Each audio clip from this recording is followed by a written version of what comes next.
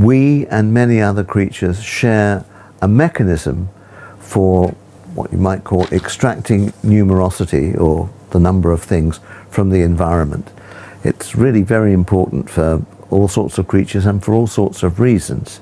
Extracting numerosity from the environment. What does that mean? What I mean by this is that a fish needs to know how many other fish are in a shoal so it can join the larger shoal. So the numerosity of fish in shoals is important. Lions need to know how many invading lions into their territory there are. Usually this is done through sound. They can hear them coming, so they can decide whether to flee or to fight. So this is just extracting the number of things from the environment, because they have to decide what's relevant in the environment.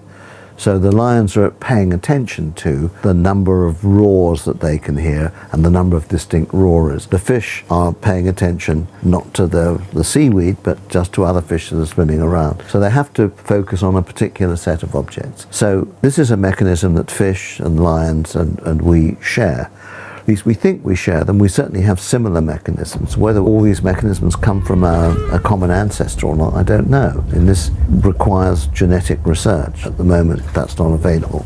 Professor, do animals need to know the number, or do they just need to know a greater than, or equal sort of thing? Do they know, okay, there's more on the left than the right? They don't need to extract an actual number, do they? Sometimes that's enough. Having a rough sense of how many there are may be sufficient. So if you've got a lot of fish swimming around in a shoal, let's say 100 fish over here versus 50 fish over there, you're not going to be able to enumerate them, but you've got to have a way of extracting at least approximate numerosity from that. The way in which that's done is probably something like this. You kind of extract the approximate density of the fish, then you see how big an area these fish cover, so it's basically density times area.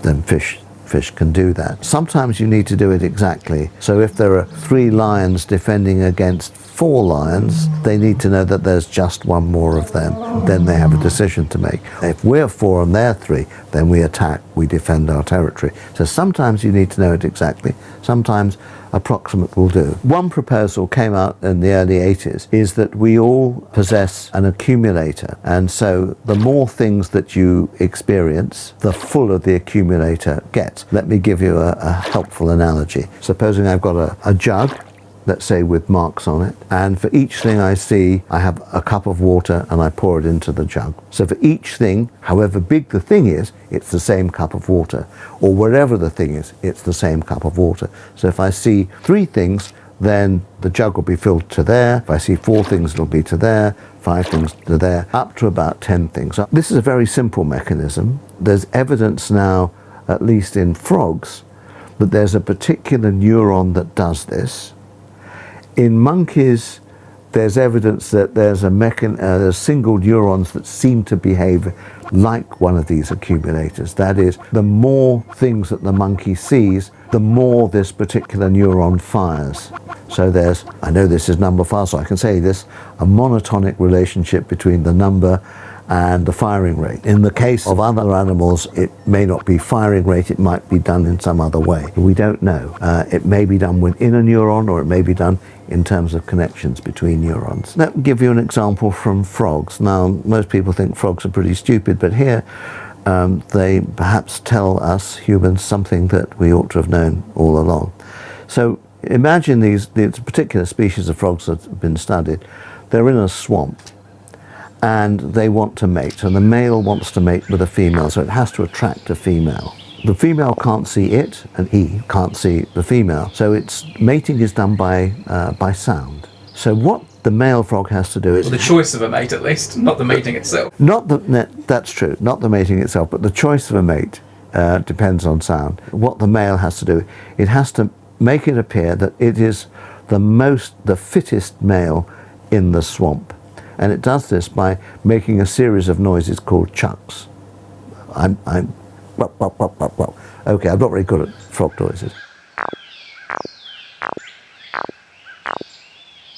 The female will be attracted by the number of chucks in a phrase, because the more chucks you can make, more fit, more substantial you are. Now, number's important. It's better than volume, because volume will depend upon how far away you are from the male. But number doesn't depend on how far away you are from the male. And it turns out that frogs compete with each other. So if I make 5 chucks, my neighbouring male might make 5 plus 1 chucks. And this might escalate until you reach the limit of how much breath you can have to make a number of chucks in a phrase. It's like an auction. It's a bit like an auction.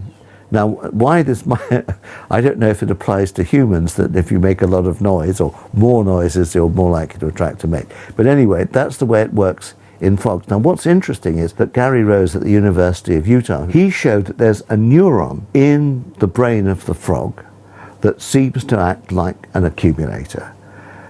So it hears the number of chucks made by another frog, and it thinks, hello, he's made 5, I have to make an extra one. So then it will generate an extra chuck to make it 6 chucks. So it's not only counting the number that the other guy made, it has to count how many it makes. That's right.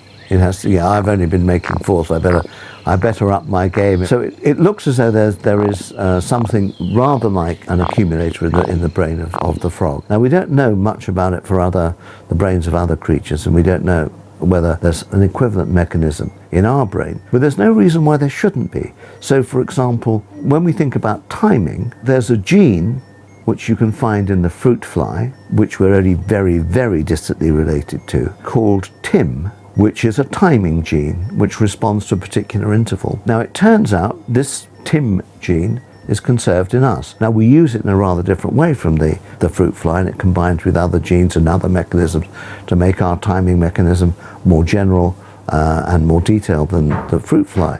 But, you know, if there's a gene in the fruit fly for time, there could be a gene in the frog or even in insects who can also count for counting, which we share with them, and which builds an equivalent type of mechanism. You use the analogy of like a measuring cylinder or a vessel being filled. Yeah. In an actual brain, what is being filled? Like where's this stuff being stored? What's being filled up to accumulate into? I can imagine the pulses from the neurons, but how are they stored? Yes. That's a very, very good question. And it's one that is extremely controversial. You've hit on a very raw, what should I say, nerve here. So one argument which has been made by Randy Gallistel at Rutgers University, and he was also, in fact, he was one of the co-organizers of this meeting. He argues that things like time and number are actually stored in polynucleotides in the neuron itself. And this is going to have an effect on the way in which the neuron connects with other neurons. Another idea is that it's got to do with the connections between neurons. There have been some modeling exercises using neural networks where either the network learns to recognize a particular numerosity like 5ness, because if it's 5ness, it goes into a particular state and the virtual neurons connect up in a particular way, and if it's not 5, then they connect up in a different way. Or it can just be some kind of internal mechanism, which, for example, Dehaene has proposed, whereby a network of neurons can organize itself into, say, 2ness or 3ness or 4ness or 5ness, roughly speaking. So does that mean as each accumulation happens, the neural network says, okay, let's move into 4ness position. Oh, there's been another one, let's move into 5ness position. Oh, now we've got to go into 6ness position. Yeah, that's what the neural network people would say, and it's not entirely clear how that's going to work. That's one of the current controversies. But in a simple accumulator mechanism, it will be a single neuron that responds to a particular numerosity of whatever it happens to be tuned to. If it's, let's say, tuned to the number of sounds it hears, that's what it will respond to. So it'll respond more to 5ness than to 4ness. And in fact, there is some evidence that in monkey cortex, and indeed in a kind of homologous part of bird brain, there are individual neurons that respond preferentially to particular numerosities. So if the monkey sees an array of 5, this neuron will respond more to 5 than to 4ness or to 6ness. And similarly in the bird brain. There is evidence for single neurons acting as an accumulator. In fact, in the monkey brain, the number of neurons seem to be in a cleft in the parietal lobe. So the parietal lobe's around there, and there's a kind of a fold at the bottom of the fold, technically the fundus. There are these number neurons. If the number neurons are down there, on the lateral surface here, there are going to be accumulator neurons. sometimes called summation neurons, which fire more when they experience more things. And it's believed, though it's not been yet demonstrated, that there's a connection between these neurons, these accumulator neurons, and the number neurons. So if this accumulator neuron gets to fiveness, then it will activate down here the neuron which preferentially responds to fiveness. So that's the way people think it works at the moment. If we've seen this accumulator perhaps working in the frog, which is very exciting, why haven't we been able to see it in humans that we probably study even more than frogs? Why has it not shown itself yet? Well, that's an interesting question, and that's because we can use very fine electrodes to probe the brains of frogs, and at the moment we're not allowed to do that with humans unless, for example, it's in the course of surgery. So, for example, in intractable epilepsy, the surgeon would like to remove the epileptic focus, but the surgeon would like to do that without damaging the parts of the brain that the patient really needs. So you have to find out which bits of the brain are really important to the patient, and what you do is you open up the skull, you put a grid of electrodes on the exposed brain, and then you see with various tests which parts of the brain, rather selectively now, just a few thousand neurons, respond, let's say, to speech or to particular words, or in this case to particular numbers. And so what, for example, Joseph Parvizi at Stanford has done is he's found neurons, or perhaps neuron clusters, that respond to particular digits. So in part of the brain down there, which is where you do some of your visual processing, there seem to be little clusters of neurons that respond to the digit 5, though not to fiveness, okay, not to the numerosity 5. And now there's some other work done by Carlo Semenza in Italy at the University of Padova. And what he does is something slightly different. With epileptic patients, what he does is he stimulates the brain in such a way that it temporarily disables the bit that's being stimulated. So he's been looking at calculation. So there are particular bits of the brain which, if you stimulate them, stops you doing addition but not multiplication, and another bit that stops you doing multiplication but not addition. So it looks as though, although addition and multiplication are spread over several different sites, each particular site, just a few thousand neurons, is doing a particular arithmetical operation. These people have to be conscious for them to know. Yes, they have to be conscious. That's right. So we open up the, well, not me personally, but the brain is opened up and the person has to be conscious, or else the surgeon doesn't know what the different bits of the brain are doing. Who are the people that really want to know the inner workings of how our brain's dealing with numbers? One of the problems is that not everybody is very good at learning arithmetic. Now, there are many different branches of mathematics, and some people are not very good at arithmetic but are very good at geometry. We've tested some of those. Some people are not very good at geometry but are very good at arithmetic, and we've tested some of those. So we're talking really here about arithmetic because this is the closest we get to what animals can do. So there's some people who, despite every opportunity, don't seem to be able to develop arithmetic in the normal way. Now, if they've inherited a mechanism for extracting numerosity from the environment, sorry if I have to use that expression again, and then representing it in their minds, if that's not working very well, then this is a problem, because this seems to be the foundation for learning arithmetic. Understanding what the numerosity of a set is critical to learning arithmetic. A set has a definite number of members. If you add another member, it changes the numerosity. If you take a member away, it changes the numerosity. So it's very exact, very specific, and it's the difference between a set of 5 and a set of 6, which has just got one more member. So if you're not very good at representing sets and their numerosities, both of which, by the way, are abstract things. I mean, a set is abstract, and the numerosity of a set, property of a set, also abstract. That's a whole other issue that's plagued philosophers for at least 2.5 millennia. The point here is that these people are not very good at the foundations, not very efficient, at the foundations for arithmetic. So they don't, for example, know that 5ness is just one more than 4ness. They can count okay, but their internal representation's not very good. We might speculate how their accumulator doesn't work very efficiently. So if it doesn't work very efficiently, they don't have a very reliable representation, let's say, of 5ness. And that means that the relationship between their representation of 5ness and the digit 5 or the word 5 is not very good. And this means that they are really bad at learning arithmetic. They need extra help.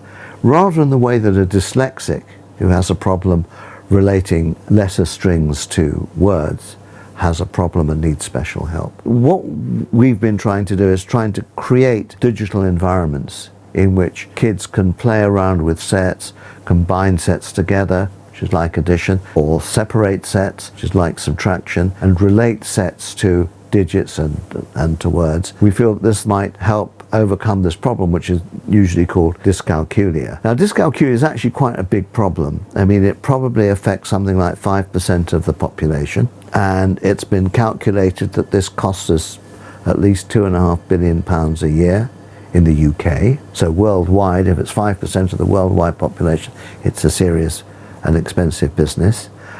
Because people who've got dyscalculia have all sorts of consequential life problems, like they're not very good with money, they're not very good at work. So it's known to be a serious problem in everyday life. One of the first dyscalculics we ever saw was in prison for shoplifting. And the reason he shoplifted was he was too embarrassed to go to the counter with his purchases because he didn't know how much money to give and he didn't know if he was getting the right change. And of course, kids in school, you know, the 5% of kids in school who have this problem get this every, 5 days a week because they have maths lessons 5 days a week. So one of the things we're trying to do is to help these kids overcome that problem, for which you need specialized help. Now, one of the things I'm trying to persuade teachers, educational professionals like educational psychologists, and ultimately the government, is that the problem with these dyscalculics is that this mechanism that we've seen operating in a whole range of different creatures might be the same in humans, that Johnny is not really as good as Billy on these kinds of tasks. We're trying to show that this is an innate problem, rather like color blindness. A small mutation has affected the way in which this accumulator mechanism in the brain has been built, and this has got long-term consequences. Unfortunately, the government doesn't recognize it at the moment, and other bodies that should be taking it seriously are not recognizing it either. However, Singapore, which is a country that always comes top or close to top on all international mathematical comparisons, they take it seriously. They say, we've got 10% of kids who need learning support in mathematics. We don't know why they're having this problem, but we'd like to try and help them. At least maybe half of those will be dyscalculics. So we're collaborating with the Singapore government and the National Institute of Education there to try and develop some digital environments in the first place to help these kids overcome their problems. Dyslexia doesn't have this problem of recognition and help, does it? No, it doesn't. One of the reasons, it's thought that if you're finding reading difficult or spelling difficult, this is a real handicap. And it is a real handicap. Also, a lot of celebrities have come out as dyslexic, showing that it's possible to be successful even though you're dyslexic. However, it's also the case that if you've got poor literacy, you've also got worse life chances. But it also turns out that if you've got poor numeracy, you've got even worse life chances than having poor literacy. But why isn't that coming out? Because people think, oh well, it's okay to say I'm terrible at maths. Where it's not okay to say I'm terrible at language, or I'm terrible at reading, or I'm terrible at spelling. Well, sometimes you say that. So I think attitudes are a bit different.